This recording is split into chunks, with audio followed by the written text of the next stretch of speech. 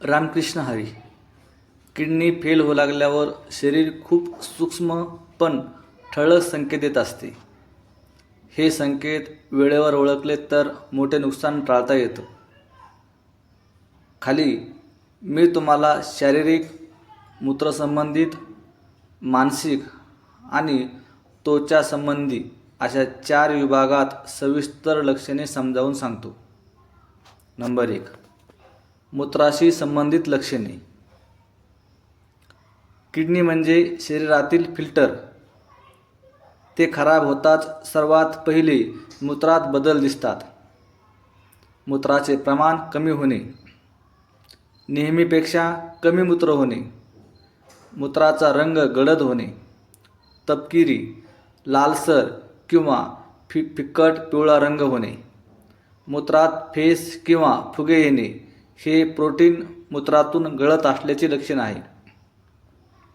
रात्री वारंवार लघवी लागणे, विशेषतः झोपेत व्यत्यय येतो.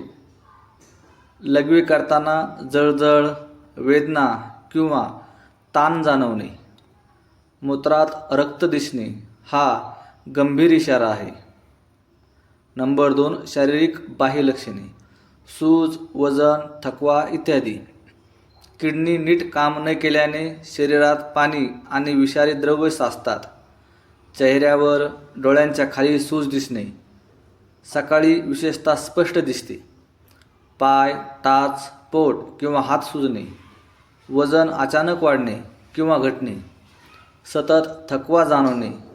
किडनी फेल झाल्यावर लाल रक्तपेशी कमी होतात, श्वास घेण्यास त्रास होतो, शरीरात द्रव साचल्याने फुफ्फुसावर ताण येतो, भूक मंदावणे, उलटी किंवा मळमळ होणे, तोंडात धातूसारखा किंवा खराब चव येणे, त्वचेवर खाज, कोरडेपणा, फिकटपणा येणे, डोके हलके वाटणे किंवा भोवळ येणे, रक्तदाब वाढणे हे किडनी फेल होण्याचे कारणे असते आणि परिणाम असतो.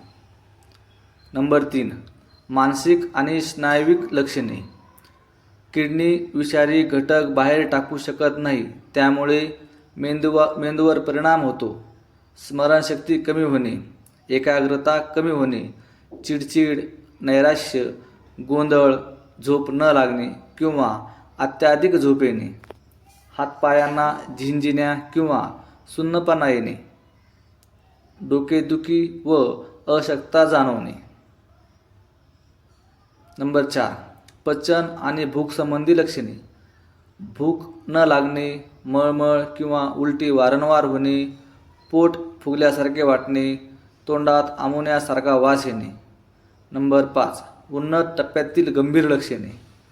जर काळजी घेतली नाही तर पुढील लक्षणे दिसतात.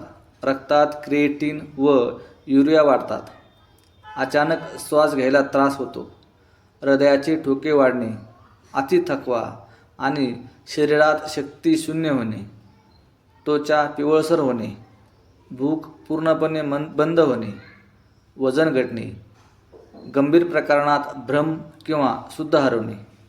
नंबर 6. तर काय करावे? नियमित रक्त तपासणी करून घ्यावी, मूत्र तपासणी करून घ्यावी, रक्तदाब आणि शुगर नियंत्रणात ठेवणे अत्यावश्यक आहे. मीठ आणि प्रोटीनचे प्रमाण मर्यादित ठेवणे, पाणी योग्य प्रमाणात घेणे पण जास्त नाही, डॉक्टरांचा वेळेवर सल्ला घेणे.